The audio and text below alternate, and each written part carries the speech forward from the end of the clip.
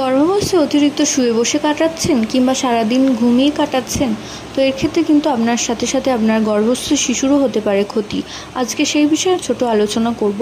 অবশ্যই চ্যানেলে নতুন হয়ে থাকলে চ্যানেলটিকে সাবস্ক্রাইব করে রাখবেন, কারণ প্রেগনেন্সি রিলেটেড নানান ভিডিও কিন্তু চ্যানেলে আপলোড করা হয়ে থাকে। তো গর্ভাবস্থায় অনেকেই রাত্রেবেলা নানান রকম শারীরিক অসুবিধার জন্য শুতে পারে না, সেই কারণে সেই সমস্ত গর্ভবতী মা দিনের বেলা ঘুমিয়ে কাটানোর চেষ্টা করেন।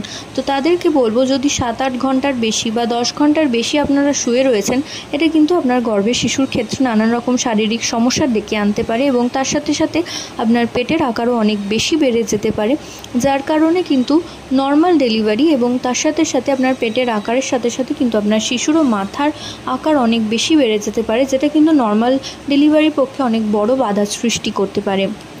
দ্বিতীয়ত, অবশ্যই এই সময় বেশি শুয়ে বসে থাকলে অ্যাসিডিটি, বদহজম জাতীয় সমস্যাও কিন্তু সৃষ্টি হয়। সেই জন্য এই সময় সারাদিন শুয়ে বসে না থেকে কিছুটা হাঁটা চলা করারও চেষ্টা করা উচিত।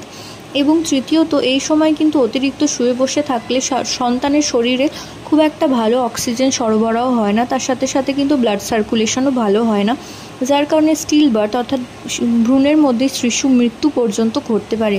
তো অবশ্যই এই সময় অতিরিক্ত শোয়ার চেষ্টা করবেন না, কিছুটা ওয়ার্কআউট করুন, কিছুটা এক্সারসাইজ করার চেষ্টা করুন, এতে করে আপনার সাথে সাথে কিন্তু আপনার গর্ভস্থ শিশু অনেক বেশি ভালো থাকবে। তো আশা করছি ভিডিওটা আপনাদের কাজে আসবে। প্রত্যেকে ভালো থাকুন, সুস্থ থাকুন, সাবধানে থাকুন, এই কামনা করে ভিডিও এখানেই শেষ করছি। নমস্কার।